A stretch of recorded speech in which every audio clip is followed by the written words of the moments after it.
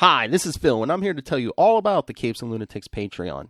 Don't miss out on our comic book creator interviews, including our monthly Chichester chats with comic book legend DG Chichester, superhero movie brackets in our search for the worst comic book movie of all time, and many, many more specials, all completely uncensored. Access starts for $3 a month, full video when you pledge $5 a month. Check out the link in our show notes or go to patreon.com/capesandlunatics. Hope to see you there.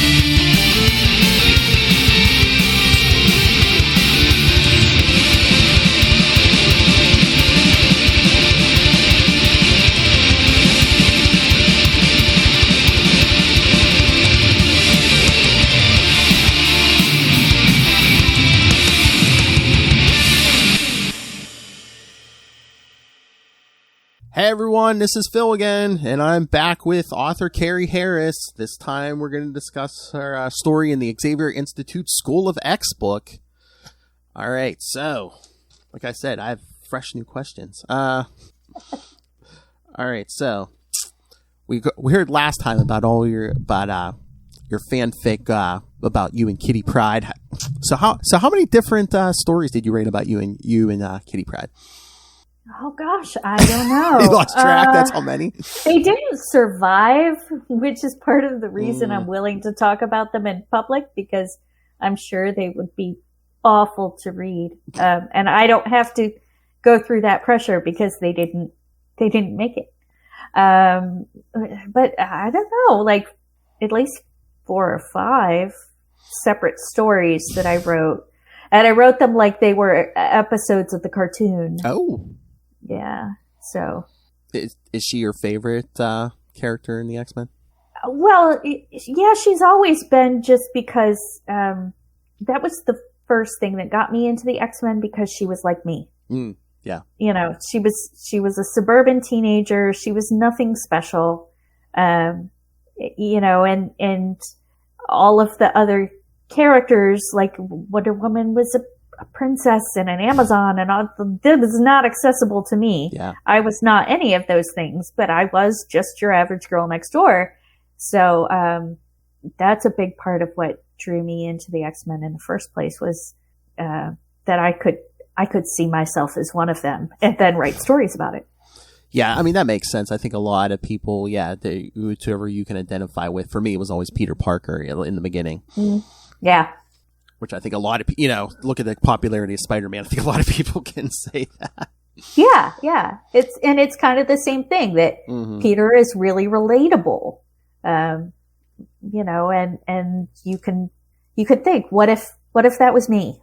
Oh yeah. I mean, I think that's always been his appeal. It's just, he was an ordinary kid, and then, just happened to fall into superpowers. Yeah. Same with Kitty, but she was just born with them. Yeah, exactly. And I like that she's been able to age. Oh, yeah. Although that's always tricky in comics, because it's like, okay, we want to age up Kitty, but it's like we really don't want to age up like Storm or, Everyone else has stayed the same, but she has grown up. That's like the same problem like Batman. It's like they want to age up those Robins, but they want to keep Bruce Wayne at, 30 or 35, and then, freeze him there in time. They're getting some serious Botox.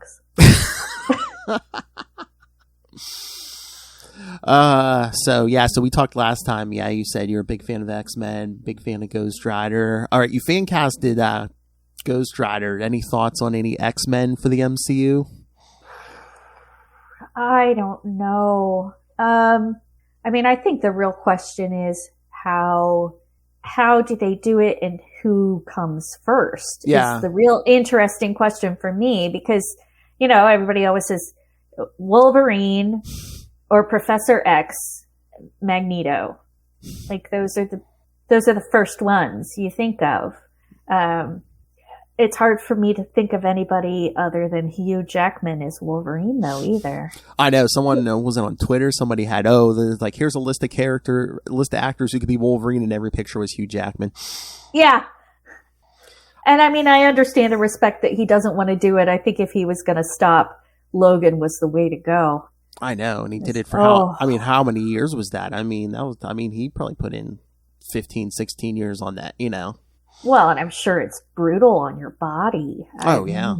It's real easy for me. I sit right here in the room with the pictures and I type things. Well, that's much easier than what he does. Well, that's why we hire Tom Holland and other actors now who are young. So, we can use them for, 10, at least 10, 15 years. And yeah. Yeah. But yeah, they do say that's hard. Like, especially these guys who have to put on muscle mass and then drop it and then put it back on. And yeah. Not me. So that's when you started reading X-Men, is like when Kitty first started appearing in the comics. Yeah, I think it was about that time. It was the 80s. There was the cartoon, and so I read X-Men back then. But like I said, you really only got kind of the broad strokes because I never was able to put together continuity. And so my comic reading has kind of become I read in spurts, and I don't read while I'm drafting because they cross-pollinate. So I'm actually, this year I wrote a lot. So I've barely read, I'm not up to date on where the comics are. I know what has happened, because I want to stay on top of that, but I haven't gotten to read a lot of them. So the last few weeks of the year are going to be me cramming things into my head, because I'll finally be done with writing new stuff. But yeah, there's so many X books now with the Krakoa stuff. And I mean, are you reading Marauders? That's where Kitty's at right now. She is. And I've been following it because she's one of my favorites, but I haven't, I've only read bits and pieces.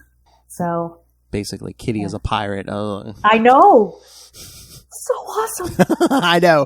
That's I was reading most of the books. I think I'm pretty much reading them all now, but I was reading a bunch of them, and then my one co-host, she's like, "Oh, you got to read Marauders. Marauders is the best X book right now." I'm like, "Okay," and then I read it. I'm like, "Damn it, you got me hooked on another one." Mm-hmm. Yeah. Well, and it's interesting to watch where they're all going because they have so many different lines. How do you keep them all straight? Last time we talked about the brain in the jar. The brain in the jar is overtaxed, I'm sure. Oh, yeah, definitely. I don't know. I have this theory right now is they're using the Krakoa stuff to try to keep the X-Men in a holding pattern. So maybe once they start appearing in the MCU, they're like, okay, well, we can kind of shift them to what the MCU version is going to be. Maybe. I mean, it's definitely a reset for them. Just like everybody else, I'm dying to see how they put the two together. I just wonder. I want more mutants. I just wonder if we're pulling them from the multiverse because with Spider-Man coming up soon and Doctor Strange too, and or something to do with Wanda. Yes. Yeah. Oh well, she's going to be in Doctor Strange movie. So yeah. Everyone wants the X-Men, the Fantastic Four. Oh my God. Yeah. We don't ask for much, just everything. I mean, they've spoiled us. I mean, we live in a world where Moon Knight and She-Hulk are getting their own shows soon. I mean, come on. Oh yeah, She-Hulk, I cannot wait. I know. I'm like, she better break the fourth wall. Oh yeah. She was doing that for Deadpool. Come on. Oh well, and she's so smart. Mm-hmm. I love how her character is just, let's take a bunch of opposites and glom them all together. It'll work. Oh, there you go. You need to write a courtroom drama novel about She-Hulk. Throw Matt Murdock in there. I have thought of that. I also would really like to write a buddy cop comic starring Deadpool and Domino. Yes. Yes. Yeah. Oh, that was going to be one of my questions. I'll be like, would you ever write a Deadpool novel? Oh, okay. Oh, yeah. Please? Oh, please. Where do I sign up? I'll do it cheap. I want that. Yes. Yes, I do. Okay, that kind of swings me into this. Okay, so you wrote a whole X-Men novel, and now you have this story in the, what is this, like an anthology? So is your name on their list? Or they're like, hey, we have a next project coming up. Let's get Carrie on the phone, you know? I mean, I hope so. Well, did you have to pitch for this one too? Or were they like, hey, we have something else X-Men coming up, and you wrote another one for us already. Can you do you want to contribute? Or Yeah. I mean, once they know where your strengths are, what you're interested in writing, they'll kind of reach out. And so, yeah, they dropped me a note for this one and said, would you like to write the novella length piece? Because mine has chapters. It's a little bit longer than the other ones in the book. And kind of give us an opportunity to see the characters, because the characters in this story are the main characters of Liberty and Justice for All. So my novel follows Tempest and Triage, who are mutants that most people don't know, or Tempest because she's part of the Five. Mm-hmm. But they said we'd like to see them again, maybe, and also kind of bring us into this new era. So we brought in Danny Moonstar and Polaris. I love Polaris so much. A lot of people do. A lot of people do. I got to make some caffeine jokes, which made me happy. And kind of setting up where this line is going to go. So we had a blast. I mean, I like all these characters in this story, but I mean, do you think they would ever get away with a Polaris solo book? I don't know. I mean, she's popular. What was that? A couple months ago, they had a poll. They're like, who do you want to be the final member of this new X team? And it was her. So I mean, she has her fans. She does, and I think there's room for like a Polaris and Magneto story. I want to see the two of them together, forced to work together for something, because I think there's a lot of untapped ground there. Either that or the 90s X Factor, with her and Havoc and Strong Guy and Multiple Man. Oh, come on, Carrie, you have to. Please. I mean, you don't have to twist my arm for any of these things. I am not the person that you should be trying to talk into anything, because the answer is pretty much, yes, I would like to do that.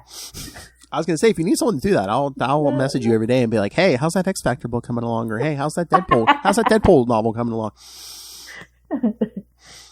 They have to give me permission. Although maybe it's better to ask for forgiveness. Hey, can you write it out and be like, hey, would you be interested in this? And then if they say yeah, be like, oh, hey, well, good. I wrote something up here.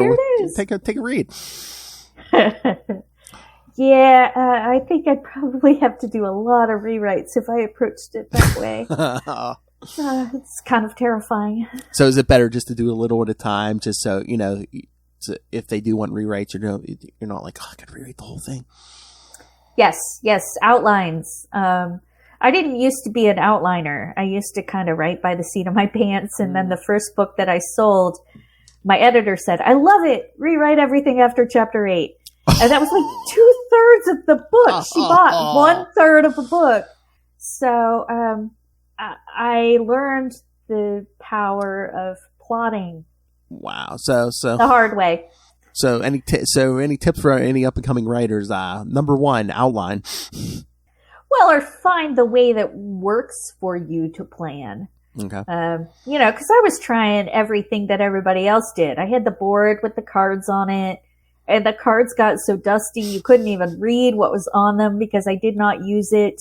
That's just not how my mind works. So you just gotta find your planning process that works for you, but you gotta do something.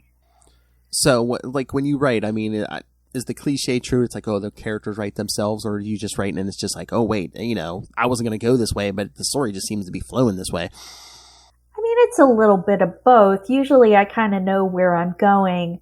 And it's also different writing licensed characters than your own. Because if you're going to throw a real wrench into a licensed character's life, you need to have a good reason why. And otherwise you're looking for ways to explore parts of their character. I think that's what the novels do really well, is give you a chance to get into their head. What does it feel like to manifest mutant powers for the first time? Or what does it feel like to turn into a flaming skeleton of justice?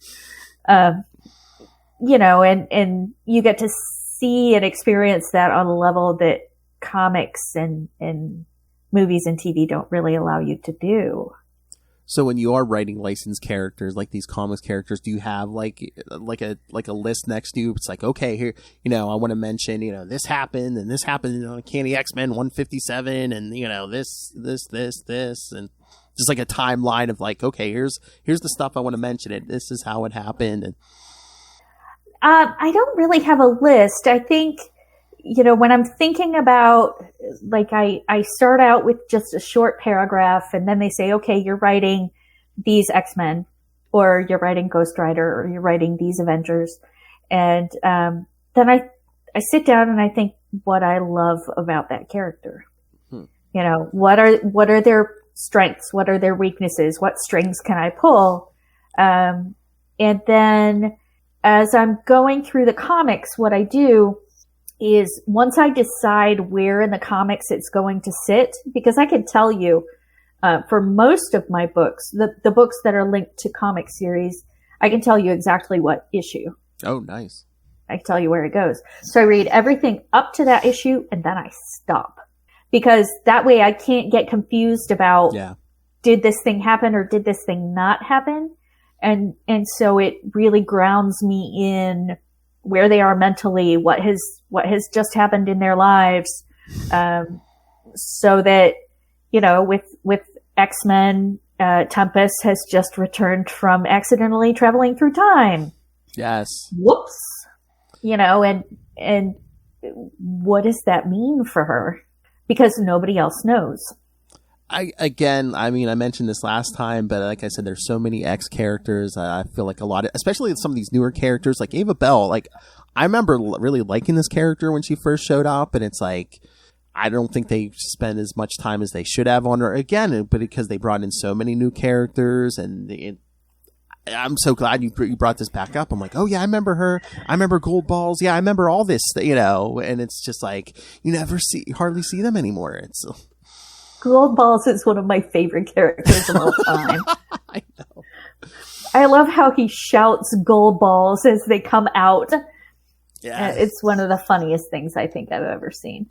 But yeah, since my book was the first book in this series, one of the things that I got to do was kind of make a case for which group we should pick. And so when I pitched these characters in this part of the timeline, because there are a bunch of characters that just haven't, they just kind of got overshadowed by the big guns, because they're in a school with Cyclops and Emma Frost and Magneto and Magic, and eventually Kitty shows up. And so you've got all of these characters that everybody knows, and so the newbies kind of never got their chance, just because there weren't enough pages. And I think, I know. And there were so many, there was a couple different teams, and I think you threw out the line, which if you hadn't read the comics, you would. But if you're a comic reader, oh, hey, those time displaced, and it's like the original five. So you had that going on too, because this is when Bendis was on there, and there was so much going on. I mean, oh yeah, in my first book, you actually see the time displaced mutants. Tempest is a roommate with Jean Grey. Oh, nice. And she's fangirling because I thought, okay, if it was me, what would I do? And the answer is clearly I would fangirl. Oh yeah, the first lady of the X-Men, of course. Yeah. And it's before she becomes the first lady of the X-Men. She doesn't have any of that baggage that everybody else does when they see her, which is kind of fun to play with. That would be an interesting book, yeah. Set with when those original 5 came back. Yeah. Because I always found that interesting, because as they were finding out more and more stuff, like Jean finds out about the Phoenix and everything, and, and Cyclops just finds out about all the horrible stuff he's done over the years. Yeah. I mean, Scott is angsty, but that just means it's a Tuesday. I just think writers haven't made very good choices with him over the years. Well, yeah, I make fun of Scott a lot, but it's with love, and I got to write him. He had more of a presence in Liberty and Justice for All than he did in School of X for me, but I feel for the guy. I really do. He's had it bad, but man, sometimes is he dumb. I can't say I would be any smarter in that situation, but I'm not in that situation, so I have the liberty to judge. I married a clone of my dead lover. Oh, hey, the original's back. I'm going to leave my wife and my kid. Okay. Yeah.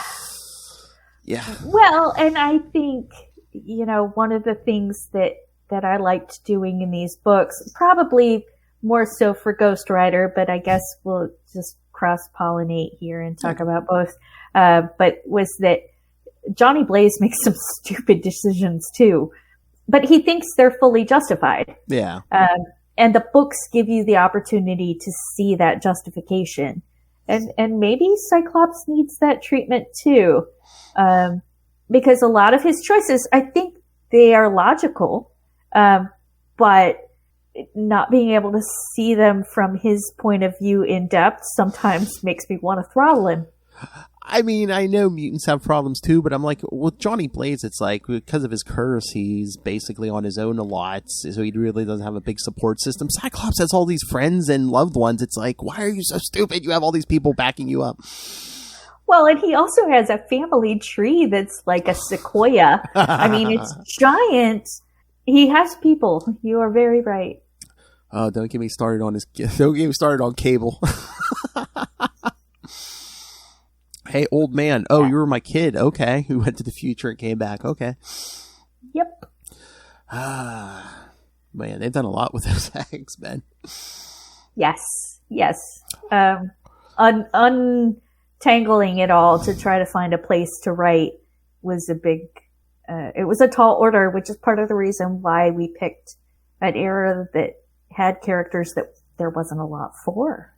Yeah, like I said, Ava Bell and even those other ones, it's like, yeah, there's so much potential there. And again, I guess it's just the nature of comics. New writers come in and they shift their attention to who they like. And yeah, I get the nature of the beast, but I don't like that where it's just like, oh, maybe you're following a certain character or certain, even just like a storyline, and then all of a sudden a new writer comes in. It's like, we're not going to do anything with that. It's like, really? Well, and I think part of it is just that, we know that there are other mutants there. Yeah. They're always bringing up the new generation of them. So you see them in the background, and you get the idea that they are doing something. They don't just train and then disappear, unless that's their mutant power. But people want to see their favorites, and so the new ones don't necessarily get their chance. Like this Wolverine guy, we never see him anywhere. Who? I was going to say, would they let you do a Wolverine novel just because he is everywhere? It's like, no, he's everywhere. Well, and part of the point of the books that I'm writing for currently is that they wouldn't be Wolverine novels. Yeah. The whole point is that they're not. But if they said, "Hey, Carrie, come do a standalone with Wolverine in it," do you think I'm going to say no? I mean, I really want to say yes. And one of my favorite characters is Sabretooth, who is in Liberty and Justice for All. So I'd love to do Wolverine and Sabretooth together. Damn it, Carrie, you can make me go out and get this book now. Liberty and Justice for All. No, that's fine. I'm like, I got a whole bunch of time off now for the holidays. I'm like, man, I'm going to be like, oh, what can I read? I guess I'm going to have to buy the book. You have been assimilated. I was going to say, yeah, because I read this story. I liked it. And you're like, oh, hey, Liberty and Justice for All, kind of the same comes before this. I'm like, the completionist in me and the lover of good stories is going to have to get this. Yeah, well, and it was kind of fun to be able to visit them again, because I thought that was it. I wasn't going to get a chance to write them again. Even if I wrote in Xavier's Institute, I might be writing other characters. So it was a nice surprise. So since you did get to come back to them now, do you maybe put like back doors into your stories where it's like, I can come back if I can come back to this, I can pick something up here? Or I mean, there's always more to tell. I didn't deliberately set openings in X-Men or in Witches Unleashed, which is the Ghost Rider book. But I could tell you what I'd do next. I think you want it to end. There should be an ending and a resolution, unless you're planning from the get-go that there's multiple books. And even then, I want the first book to end. In the past, I have tried to do cliffhangers and put out the next book right away. And no, it doesn't work the same way it works in TV. It's a bad idea, and I won't do it again. Okay, so you just mentioned that. All right, so when you finish a book, do you take a break before you start a next one, or do you dive right into the next one? I mean, I like to take a break. Sometimes timing doesn't allow it. Yeah. So I try to take a break of a week or two, and I just read. I read, I watch things, just kind of fill up the well again, and generate more ideas, and take the time with stuff that other people have made. This year has been less of that, partially because we moved cross country, but also just because of the way that all of the deadlines panned out. I had, I had 2 Marvel books. I had a novella. I had an original book of my own, all due. So I did close to 4 books this year. So there was no time. I mean, last year, did book sales go up? Because I know, like last year with everyone in the house, I think they said anything that people could do indoors, like sales skyrocketed, no matter what it was. Yeah, I think so. Book publishing is a little weird because you don't really find out how the book has done until at least 6 months afterwards. Oh. There's a big delay, partially because people can send books back. So the numbers come out quarterly, but they're 6 months behind.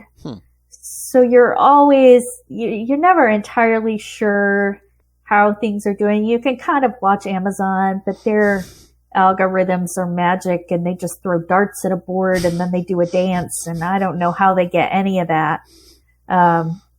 So I think you're right. I've certainly had people say that they're reading more, and that's how they found me. So is that like 2 different things they have to add up? It's like, like the digital numbers and like the physical numbers, and yeah. And every publisher is a little different and handles it differently. Aconite has been spectacular in keeping us in the loop and helping us to make the books a success. And I certainly hope that I'm continued to be invited back. Okay, and one more X-Men question. You were talking about you would love to do a Dazzler novel. Would it be set in the present, or would it be like a period piece, like, I don't know, the 70s, or how? I don't want to say too much and spoil it, but I would love to do either a Dazzler novel or a Dazzler comic miniseries, and I would love to do Derby Dazzler. Oh. And I think that's all I'm going to say, because the rest of it would be spoilery. Ooh. Yeah. Why? Oh, okay, without getting too spoilery, why are we going to see this story somewhere soon? Well, I have not sold it anywhere. Okay. I can say that, but I have it in my back pocket, and when the opportunity comes to pitch it, it's going. So let's see. I mean, again, some people, I hear the name Dazzler come up a bunch too when people talk about X-Men. So it's like, there's a thing. I mean, I guess that's why X-Men's so popular, why they have so many characters, because it seems like everybody has like their big fan base. It's crazy. Yeah, well, and there are some of those characters that are, I mean, Dazzler is not as much of a blank slate as the characters from Liberty and Justice. Yeah. She's got more page time, but she's kind of a middle of the road. Mm-hmm. And I think there are a few of those characters who people would love to see their stories. Oh yeah, definitely. You keep throwing out these names. I'm like, yes, write that one. Yeah, I know. I feel the same way. I mean, Deadpool and Domino would be good, but what about a Deadpool and Dazzler? Ooh. She would not take his shit. Excuse my language. Exactly. I'm sorry. I don't know if I should swear, but exactly. Sometimes that's the best. When they don't get along. They don't get along. Oh yeah. I think you could say that about a lot of people in Deadpool. They don't get along with him. Well, it's probably a badge of pride for him. Exactly. Yeah. All right. We'll cut that off there. Carrie Harris, thank you once again. Again, 2 episodes. You are now friend of the show. Anytime you want to come back on, maybe when that Avengers book comes out you were talking about, or if you just want to come back and talk comics with us, I mean, you are more than welcome. Well, thank you for having me, and I'd love to come back anytime. And once again, tell everyone where they can find you and the books and everything else. You can find me online at carrieharrisbooks.com. The best way to interact with me is on Twitter. I'm Carhar, the first 4 letters of my first and last name. I have a new book, School of X, out this month, and coming in the spring will be Shadow Avengers. Guys, everything I've read from her, it's been great. Again, she's a big comics fan. She knows what she's talking about. Again, these could be in these stories could be in the comics, so go read them. And Marvel, please come talk to her. All right. Thank you, Carrie. I'm right here. But yes, once again, thank you. I know writers, your time is precious, so thank you very much for sharing your time. Thanks for having me. This was a lot of fun. Thank you.